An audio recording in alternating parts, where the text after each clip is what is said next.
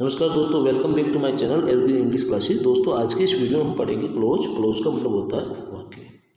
Close का मतलब क्या होता है? उपवाक्य। उपवाक्य का मतलब हो गया किसी वाक्य या किसी सेंटेंस का ही एक हिस्सा एंड सेंटेंस का ही एक पार्ट। लेकिन हम पढ़ क्या रहे हैं? क्लोज पढ़ रहे हैं। तो क्लोज का मतलब होता है कि a clause is a group of words, मतलब शब्दों का ही एक समूह है which forms part of a sentence, जो सेंटेंस का एक हिस्सा बनाता है। मतलब वो ग्रुप ऑफ वर्ड्स जो हैं सेंटेंस का ही एक पार्ट बनता है। साथ ही महत्वपूर्ण बात इसमें ये होती है कि and contents a subject and A predicate, यानी इसमें अपना एक सब्जेक्ट होता है और प्रेडिकेट होता है। प्रेडिकेट में वर्ब और अदर एलिमेंट्स आ जाते हैं। इट कंटेंट्स मीनिंग, यानी इसमें अपना एक मीनिंग भी होता है बट नॉट कंप्लीट, लेकिन वो मीनिंग कैसा नहीं होता है? कंप्लीट सेंस देने वाला नहीं होता। हिंदी में अगर हम बात करें तो क्लोज किसी वाक्य का हिस्सा होता है। बात समझ में आई? तथा इसमें एक सब्जेक्ट होता है और एक प्रेडिकेट होता है। ये अर्थ तो देता है लेकिन पूर्ण अर्थ नहीं देता। तो कहने का मतलब ये हुआ कि सेंटेंस होने के इसमें सारे एलिमेंट्स होते हैं, लेकिन ये सेंटेंस का एक पार्ट है, इसलिए एक क्लोज है, नहीं कि अपने आप में एक सेंटेंस है। चलिए इसे हम एग्जांपल से समझते हैं। I don't know where she lives. I don't know where she lives, ये एक एग्जांपल है। आई सब्जेक्ट है, डोंट नो क्या है? वर्ब है। तो सब्जेक्ट और वर्ब किसी सेंटेंस को होने का सबसे महत्वपूर्ण एलिमेंट में आते हैं।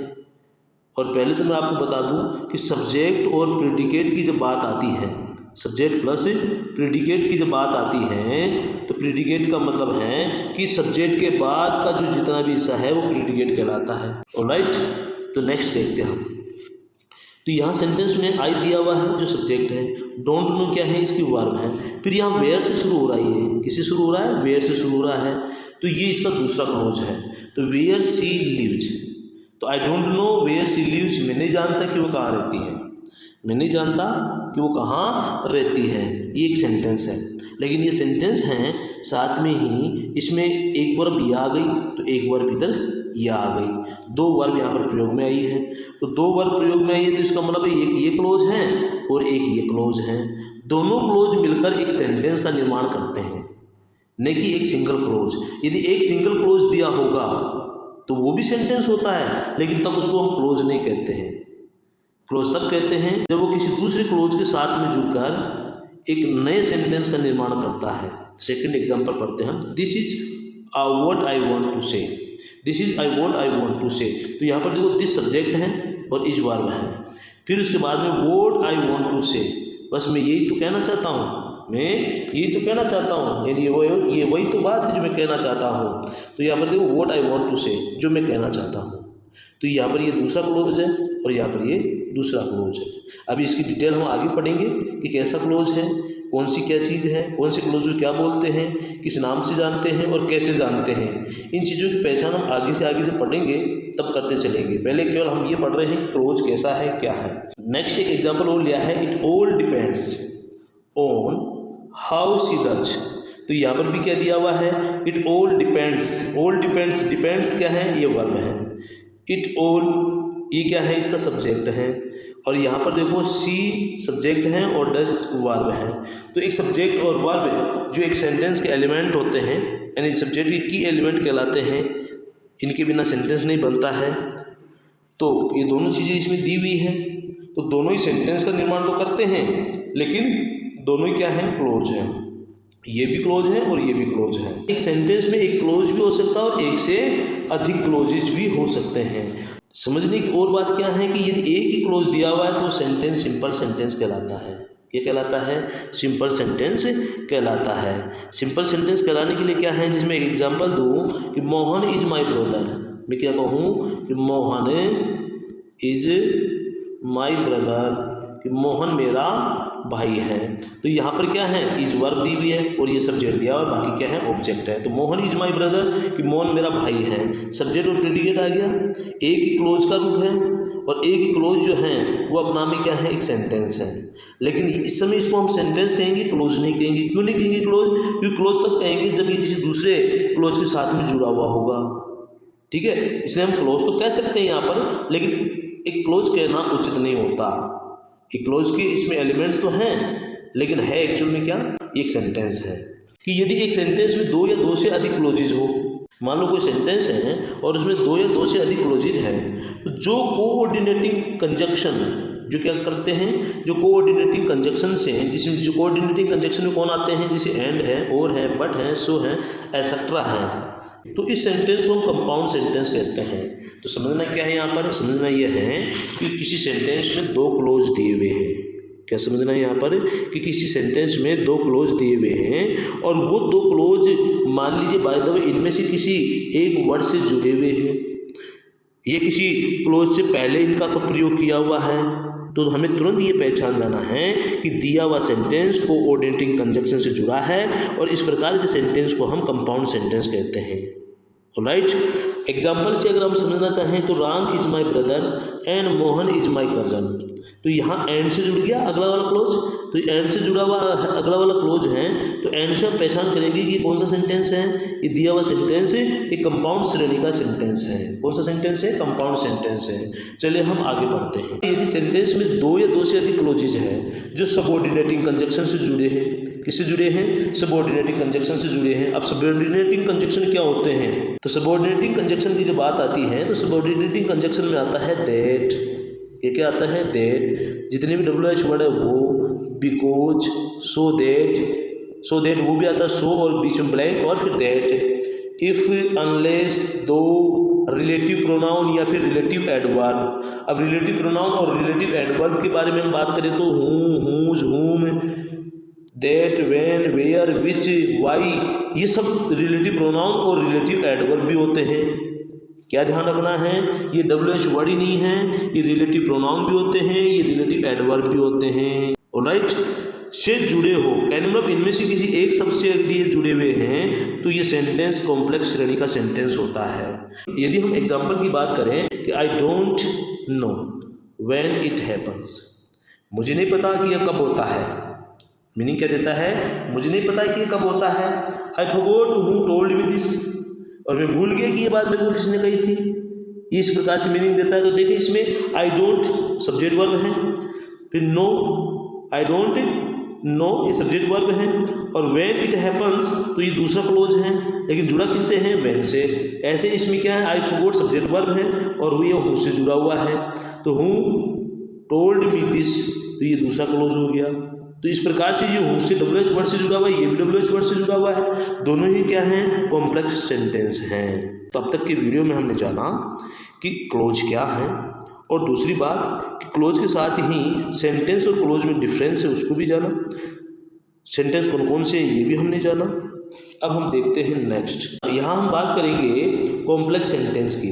और कॉम्प्लेक्स सेंटेंस में कंप्लीट जो सेंस देता है, क्योंकि उसमें एक या एक से अधिक क्लोजेज होते हैं, तो जो कॉम्प्लेक्स सेंटेंस में कंप्लीट सेंस देने वाला जो क्लोज होता है उसको तो कहते हैं हम मेन या प्रिंसिपल या फिर इंडिपेंडेंट क्लोज, मुख्य या फिर स्वतंत्र क्लोज कहते हैं। और जो इनकम्प्लीट सेंस देता है, यानी आधा अधूरा, यानी जो अपने संपूर्ण अर्थ के लिए या अपने कंप्लीट सेंस के लिए मेन क्लोज पर डिपेंडेंट होता है, उसे हम इंडिपेंडेंट क्लोज न कहकर उसे क्या कहेंगे, हम सबऑर्डिनेट क्लोज या फिर डिपेंडेंट क्लोज कहते हैं। क्या बात जानी, मैं रिपीट करता हूँ कि कॉम्प्लेक्स सेंटेंस में जो कंप्लीट सेंस देता है, कंप्लीट सेंस देने वाला क्लोज मेन, प्रिंसिपल या फिर इंडिपेंडेंट क्लोज कहलाता है, जबकि इनकम्प्लीट सेंस देने वाला जो क्लोज होता है वो सबऑर्डिनेट क्लोज होता है, जिसको डिपेंडेंट क्लोज भी कहते हैं। एग्जाम्पल की बात करें, my opinion is that she is right, तो मेरी राय तो यह है, तो माई ओपिनियन इज, तो मेरी राय यह है, दैट की सी इज राइट, की सी इज राइट, तो की वह सही है, तो की वह सही है, ये अपने आप में पूरा अर्थ नहीं दे रहा, तो पूरा अर्थ नहीं दे रहा तो ये क्या हो गया, इनडिपेंडेंट हो गया, नहीं ये डिपेंडेंट है, ये क्या है, ये डिपेंडेंट क्लोज है। और यहाँ पर माई ओपिनियन इज, मेरी राय है, अब मेरी राय है तो यहाँ पर ये क्या हो गया, मेन क्लोज, क्या हो गया, मेन क्लोज या फिर प्रिंसिपल क्लोज हो गया, मेन क्लोज या प्रिंसिपल क्लोज हो गया, क्योंकि ये तो अपना मीनिंग पूर्ण देता है, लेकिन दैट शी इज राइट ये अपना कंप्लीट सेंस नहीं देता। ये अपना कंप्लीट सेंस तब पूरा करेगा जब ये इसके साथ मिलेगा, मतलब मेन क्लोज के साथ में मिलकर अपना कंप्लीट मीनिंग देता है। इस प्रकार से हम ये कह सकते हैं कि कॉम्प्लेक्स सेंटेंस 2 पार्ट्स में बटा होता है, और वो 2 पार्ट्स क्या है, मेन क्लोज एक पार्ट है या इसी को कहते हैं प्रिंसिपल क्लोज, या फिर इसी को कहते हैं हम इंडिपेंडेंट क्लोज। यानी एक ही क्लोज के 3 नाम हैं, कोई भी नाम आप यूज कर सकते हैं। दूसरा जो क्लोज होता है वो सबऑर्डिनेट क्लोज होता है, या फिर सब क्लोज होता है, या फिर डिपेंडेंट क्लोज, जिसको हम आश्रित उपवाक्य कहते हैं। कि सबऑर्डिनेट क्लोज 3 प्रकार के होते हैं, मतलब प्रिंसिपल क्लोज और सबऑर्डिनेट क्लोज। तो इसका मतलब हो गया हम केवल कॉम्प्लेक्स सेंटेंस की बात कर रहे हैं। किसकी बात कर रहे हैं? कॉम्प्लेक्स सेंटेंस की हम बात कर रहे हैं। तो सबऑर्डिनेट क्लोज 3 प्रकार के होते हैं। पहला है नाउन क्लोज, दूसरा है एडजेक्टिव क्लोज और तीसरा एडवर्ब क्लोज। तो चलिए हम पहले इनको जान लेते हैं कि नाउन क्लोज क्या है, एडजेक्टिव क्लोज क्या है और एडवर्ब क्लोज क्या है। जब हम नाउन क्लोज की बात करते हैं तो नाउन क्लोज जो किसी नाउन या प्रोनाउन के द्वारा किसी सेंटेंस में किए जा रहे कार्य को करे। कहने का मतलब है कि नाउन क्लोज उस क्लोज को कहेंगे जो किसी सेंटेंस में किसी नाउन या प्रोनाउन के द्वारा जो कार्य किया जाता है उस कार्य को वो क्लोज उसके स्थान पर आकर करे, तो उसको हम कहते हैं नाउन क्लोज। नाउन क्लोज वह क्लोज हैं जो नाउन का काम करे। आई बात समझ में कि नाउन क्लोज वह क्लोज हैं जो नाउन का काम करे, मतलब नाउन के स्थान पर प्रयोग हो जाए और उसके जैसे ही काम करे। फर्क क्या आएगा? फर्क ये आएगा कि दिया हुआ नाउन या प्रोनाउन एक वर्ड हो सकता है लेकिन क्लोज एक वर्ड नहीं होगा। अंडरस्टूड? अब बात करते हैं functions of a noun close in a sentence. कि एक सेंटेंस दिया हुआ है, उस सेंटेंस में एक नाउन क्लोज के क्या फंक्शन हो सकते हैं, या फिर एक नाउन क्लोज का उस सेंटेंस में क्या पोजीशन हो सकता है, कि किस पोजीशन पे वो अपना काम करता है। तो चलिए हम एक एक करके इसको पढ़ते हैं। तो चलो हम बात करते हैं नंबर 1 कि एक नाउन क्लोज एक वर्ब का सब्जेक्ट हो सकता है, as a subject of a verb. मतलब एक वर्ब के सब्जेक्ट के स्थान पर प्रयोग होकर वो नाउन क्लोज एक सब्जेक्ट बन जाएगा किसी वर्ब का। यहाँ से ध्यान देना अत्यंत आवश्यक है यदि क्लोज को समझना है तो। ध्यान क्या देना है कि ये सेंटेंस में फंक्शन कैसे करता है, ये सेंटेंस में इसका फंक्शन क्या होता है, किस तरीके से होता है, वही सबसे महत्वपूर्ण बात है क्लोज के समझने की। अब तक केवल हम इसके बारे में जानते आए हैं, या इसके बारे में हमने बात करी है कि एक्चुअल में क्लोज में क्या क्या चीज़ें होती हैं। अब हम ओरिजिनल बात ये पढ़ रहे हैं कि ये क्लोज कहाँ, किस स्थान पर, किस प्रकार से काम करता है। तो पहला हमने लिया है कि as a subject of a verb, मतलब किसी वर्ब से पहले लगता है। वर्ब का सब्जेक्ट का काम करेगा। किसका काम करेगा? सब्जेक्ट का काम करेगा। कहने का मतलब उस वर्ब से पहले कोई एक वर्ड नाउन या प्रोनाउन के रूप में लग सकता है जो उसका सब्जेक्ट बनता है।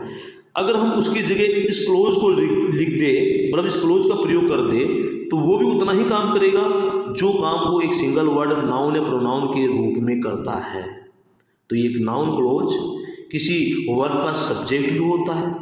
तो इसके लिए एग्जांपल लेते हैं हम कि ही विल कम टुमारो, कि वह कल आएगा। ही विल कम टुमारो एक सेपरेट सेंटेंस है कि वो कल आएगा। दूसरा सेपरेट सेंटेंस है कि इट इज़ नॉट सर्टेन, मतलब ये निश्चित नहीं है कि वो कल आएगा। अब मेरे को आप ये बताएं कि इस सेंटेंस में एक ऐसा वर्ड दिया हुआ है जो पहले वाले सेंटेंस के पूरे की मीनिंग को अपने में समाये हुए है कि ही विल कम टुमारो, कि वो कल आएगा। दूसरे सेंटेंस में लिखा हुआ है इट इज नॉट सर्टेन, मतलब ये हुआ कि इट का मतलब क्या हुआ? ये पहले वाला पूरा सेंटेंस। अब जरा मेरे को ये बताएं कि इट दूसरे सेंटेंस में कहाँ पर लिखा हुआ है? ये सब्जेक्ट पर लिखा हुआ है, सब्जेक्ट के स्थान पर आया है। अब मेरे को ये बताओ कि इसको मैं हटा दूं और इसकी जगह यदि मैं इसको लगा दूं तो ये क्या सब्जेक्ट नहीं बनेगा इस वर्ब का, इज का? बिल्कुल बनेगा जी। तो जब इसको मैं इसके साथ में प्रयोग करता हूँ, इसको हटाता हूँ, तो मैं इस पहले वाले सेंटेंस से पहले मैं दैट का प्रयोग करता हूँ, और दैट क्या है? सबऑर्डिनेटिंग कंजक्शन है। तो मैं इसको इस प्रकार से लिखूंगा दैट का प्रयोग करके कि that he will come tomorrow. तो ये अब क्या बन गया है?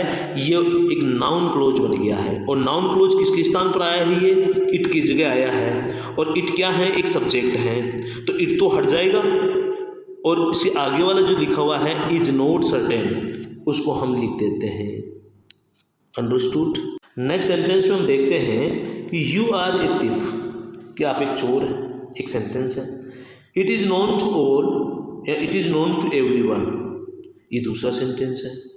दैट से जोड़ना इसको भी, जैसे यू आर ए थिफ, आप एक चोर हैं। इट इज नोन, यानी ये बात, कौन सी बात, ये वाली। तो इस पूरे सेंटेंस को एक वर्ड से हम क्या कर रहे हैं, इंडिकेट कर रहे हैं, और ये वर्ड क्या है, एक सब्जेक्ट है। किसका सब्जेक्ट है, इज वर्ब का सब्जेक्ट है।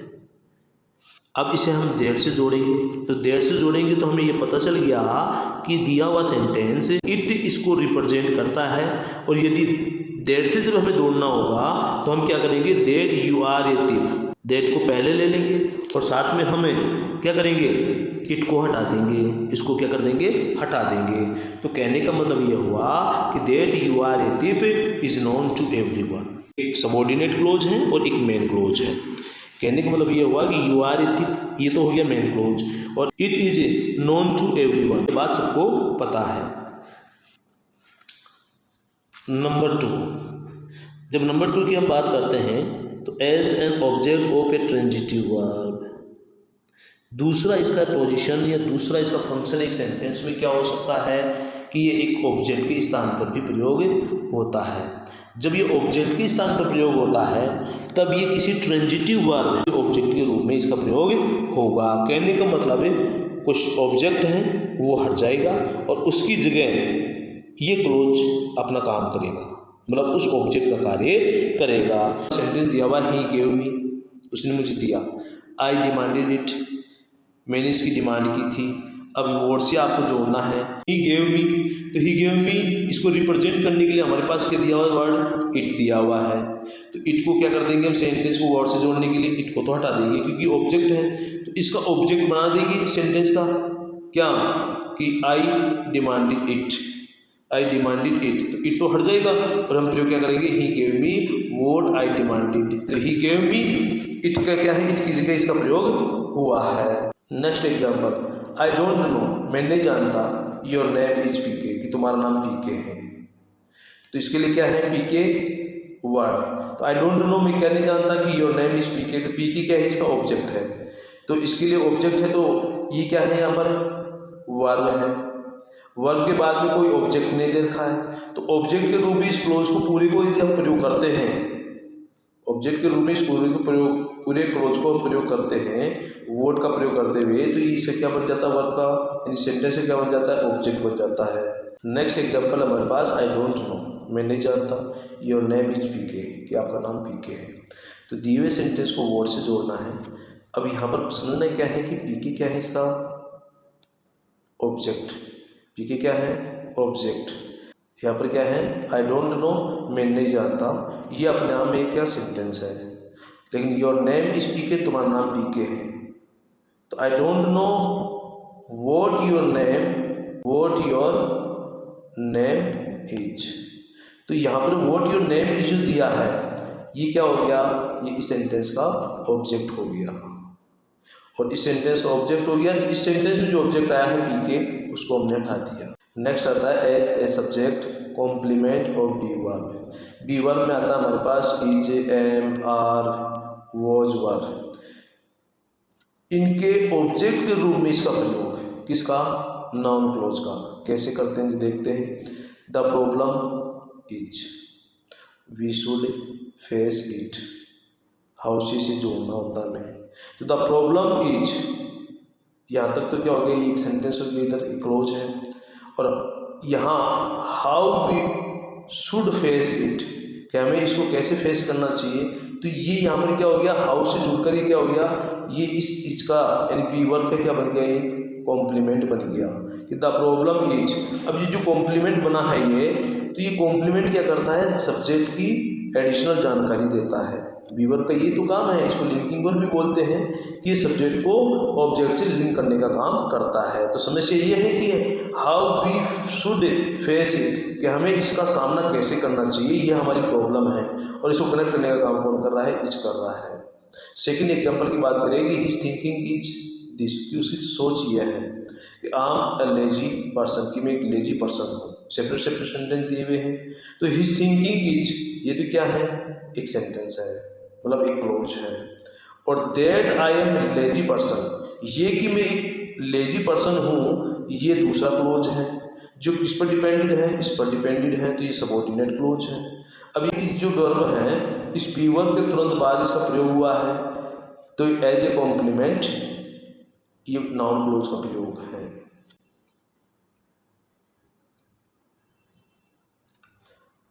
नेक्स्ट आता है चौथा प्रकार, आफ्टर ए प्रीपोजिशन, मतलब कोई प्रीपोजिशन वर्ड दिया हुआ है और उसके बाद में इसको एक नाउन क्लोज के रूप में हम लिख सकते हैं। कैसे? I am not interested in, यानी कि मैं इंटरेस्टेड नहीं हूँ। I am not interested in मतलब हुआ कि मेरी रुचि नहीं है। वॉट एवर यू से, जो कुछ भी तुम कहते हो उसमें मेरी रुचि नहीं है। तो अब यहाँ पर जो वॉट एवर यू से दिया हुआ है, ये दिया हुआ इन प्रीपोजिशन का एक ऑब्जेक्ट है।